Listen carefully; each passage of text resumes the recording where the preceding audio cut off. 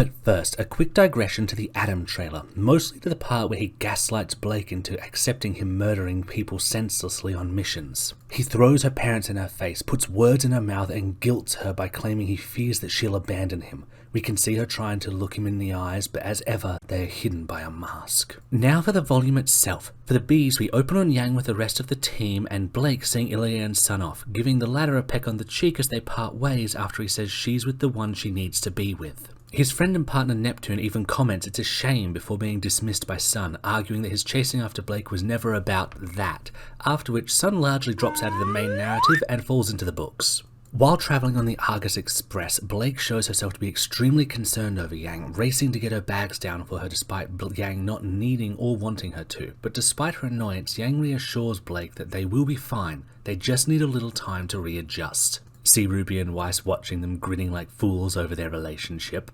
The casual vibe is quickly interrupted by a grim attack, and we see Blake and Yang fall seamlessly back into their old routine, coordinating and joking easily. Good to see you're not rusty.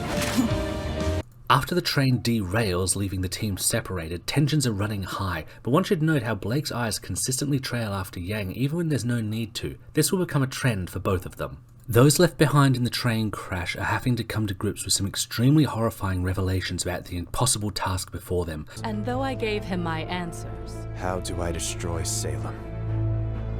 Not all of them were to his liking. You can't.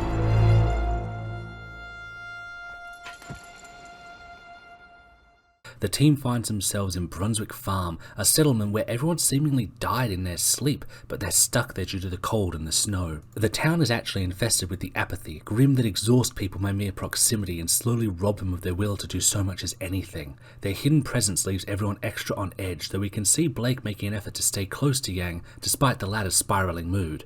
Soon after their arrival, Blake and Yang separate themselves from the rest of the cast, and Yang's PTSD flares up. Blake is quick to try and comfort her, speaking of how Adam's real strength isn't in his fighting ability but his manipulation, how he'd get in her head and make her feel small. It was going great up until Blake promised to protect Yang, hurting her with this apparent lack of faith in her abilities, treating Yang like she needs protecting when that isn't what she wants, and causing Yang to storm off. As their confrontation with the apathy winds down, however,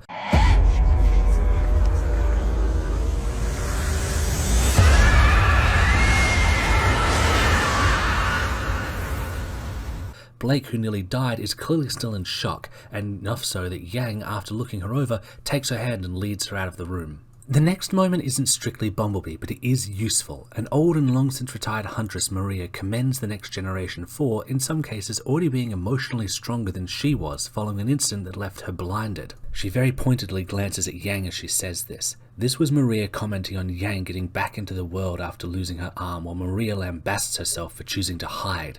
Given what Blake said in Volume 5 regarding Yang's strength, this was a good reminder to her that despite the wounds she suffered, Yang is no damsel. Things ease up between the two of them again as they all arrive in the city of Argus, Blake fondly watching Yang play and coo over Jean's nephew.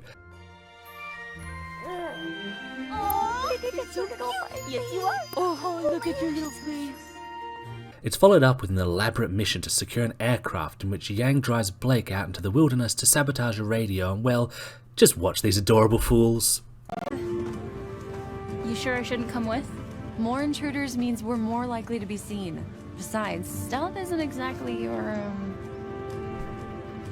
I mean, you're great, and I'll hurry back. Go.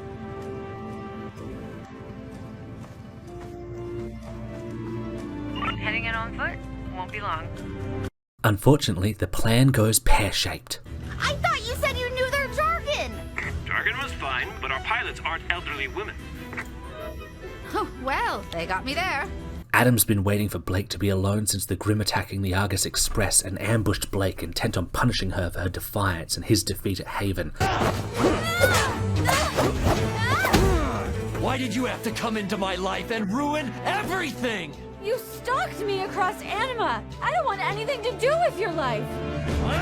Despite having no reason to regard him well and fighting like hell, Blake does continue trying to reason with him, to try and get him to leave. She doesn't give up on people. All sorts of people in all sorts of ways.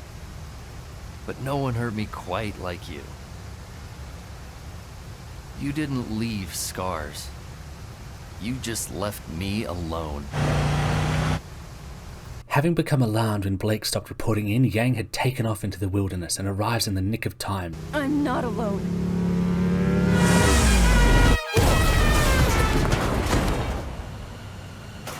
Yang doesn't promise to fight for Blake or to save her, but merely assures her that Yang will buy her time to catch her breath.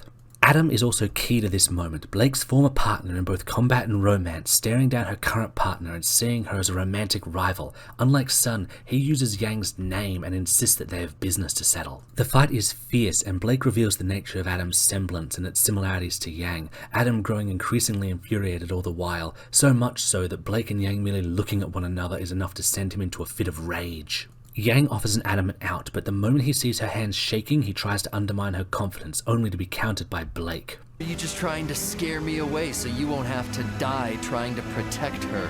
She's not protecting me, Adam. And I'm not protecting her. We're protecting each other. This was the moment of understanding between the pair. Yang can see the kind of danger Adam poses and why Blake would try to lure him away from the people she cares about, and Blake can now see Yang wants an equal partnership and follows it up by affirming her intention to never leave again. Blake won't be the girl who runs anymore. Adam follows it up by trying to get under their skin, directly comparing his romantic relationship with Blake to Yang's, only for Yang to see right through his manipulations. You know, she made a promise to me once. That she'd always be at my side. And look how well she's kept it. Did she make that promise to you? Or to the person you were pretending to be? Despite the danger and them offering him a chance to leave, Adam resolves to kill them both and is defeated by the pair. Struck low in his last desperate gamble to kill Blake backfires twice over. Blake breaks down crying from the murder, the trauma from the grief of it all, and tries to assure Yang she won't break her promise. Yang, remembering how Blake stressed eye contact 3 volumes earlier, ensures that Blake can see her eyes when she acknowledges Blake's promise. I'm not going to break my promise. I swear.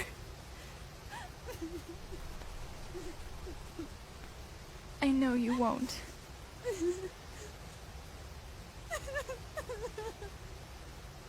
Also, this is the point where the Beauty, Bella, and the Beast parallels become most blatant. We had a few light homages early on, but this fight is where they start paying full-on homage to the fairy tale source. I mean, just look at this stuff. After this, we also see them sitting close together in a way that evokes Ren and Nora at the end of Volume 4, hands interlinked, significant glances sent Yang's way that she seems bashful over. As before, I really cannot stress enough the narrative and thematic importance of Yang being framed as Adam's rival for Blake's affection, of being the one to stand at her side in this final confrontation. But with the battle done and Argus saved, which was a whole other story, we land on Volume 7.